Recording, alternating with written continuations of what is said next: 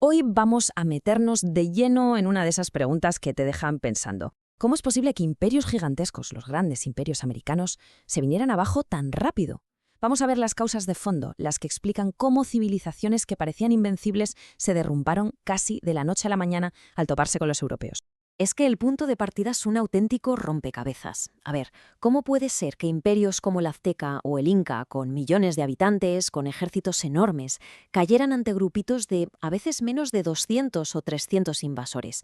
Es que los números no cuadran por ningún lado. La desproporción es sencillamente una locura. Pues bien, para intentar entender este lío, el historiador Pierre Chaunu nos da una metáfora que es la clave de todo. Él dice que esto no fue una simple guerra de ejércitos, no. Fue el choque de dos mundos que se habían cocido a fuego muy, muy diferente. Fue, literalmente, la lucha de la olla de hierro contra la de barro. Una dura y resistente, la otra sofisticada, sí, pero muy frágil. Vale, pues empecemos por ahí, por la olla de barro. Para entender por qué era frágil, lo primero que tenemos que hacer es mirar su geografía. Porque el cómo se desarrolló el continente americano lo explica casi todo. Su aislamiento fue el factor determinante. Si lo pensamos bien, América es como la isla más grande del planeta. Con el Atlántico a un lado y el inmenso Pacífico al otro, vivió durante miles y miles de años en su propia burbuja, completamente desconectada de lo que pasaba en Europa, en Asia o en África. Era, literalmente, otro mundo. Un mundo que iba a su propio ritmo. Y claro, esto provocó que la humanidad siguiera dos caminos totalmente distintos. Mientras el viejo mundo era un hervidero, un ir y venir constante de gente, de ejércitos, de ideas, de mercancías y también de gérmenes, el nuevo mundo iba, por así decirlo, por una autopista paralela, pero completamente solo, sin ese roce continuo, sin esa competencia que te obliga a innomar y adaptarte a la fuerza. Por eso, el historiador Chaunu dice que este aislamiento provocó una especie de juventud relativa en las civilizaciones de América. Ojo, no se refiere a una juventud cultural, para nada, se refiere a una juventud técnica y sobre todo biológica. Y esa desconexión, al final, se convirtió en su gran punto débil, en su talón de Aquiles. Ahora bien, ¿qué tipo de sociedades surgieron en este continente aislado? Pues es muy curioso, porque resulta que casi todas las grandes culturas, las más potentes, nacieron en un tipo de entorno geográfico muy, muy específico. Las civilizaciones top que se encontraron los españoles, como los mayas, los aztecas, los chibchas o los incas, eran todas civilizaciones de meseta. Se desarrollaron en las alturas, en altiplanos, y ahí crearon sociedades súper complejas y avanzadas. Pero ese mismo entorno que les dio la vida también los limitó. Es que el contraste es brutal. Por un lado, unos logros que te dejan con la boca abierta. Eran unos maestros trabajando el oro o la plata y tenían una capacidad de organización increíble para construir esas ciudades y caminos monumentales.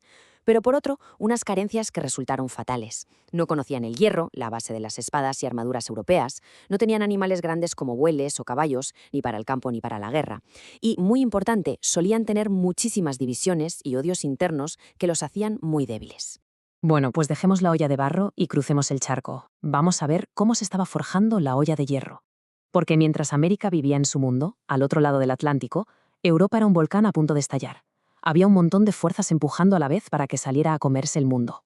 Esto no fue cosa de un día, ¿eh? Fue una olla a presión que se fue calentando durante siglos. La población crecía y crecía desde el siglo XII. Para el XV ya tenían la tecnología punta para la época. La carabela, la brújula, vamos, que ya tenían el cómo. También tenían el porqué. Una sed tremenda de oro, plata y especias. Y la guinda del pastel, 1492. España termina la Reconquista, se unifica y tiene un montón de soldados veteranos listos para la siguiente aventura. Era el cóctel perfecto. Así que ya tenemos el escenario. La olla de barro, aislada y frágil. La olla de hierro, dura y con ganas de expandirse. El choque era, pues, inevitable. Solo era cuestión de tiempo. Y cuando se produjo, la fragilidad de una quedó totalmente expuesta ante la dureza de la otra. Es que de verdad, mirad estas cifras. 600 tíos con Cortés para enfrentarse a todo el poderío azteca y 180 con Pizarro para tumbar al imperio inca. La pregunta sale sola. Pero, ¿cómo demonios fue posible? Pues no hubo una única razón. Fue una combinación letal de factores. Primero, la ventaja tecnológica era salvaje, espadas de acero contra palos con piedras. No hay color. Segundo, el shock psicológico. Imagina ver por primera vez un caballo, con un tipo con armadura brillante encima y que además lleva algo que escupe fuego. El pánico tuvo que ser tremendo.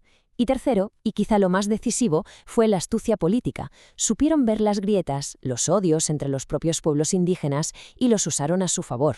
Pero por encima de todo eso, hubo un arma invisible, silenciosa y mucho más mortal que cualquier espada: los virus.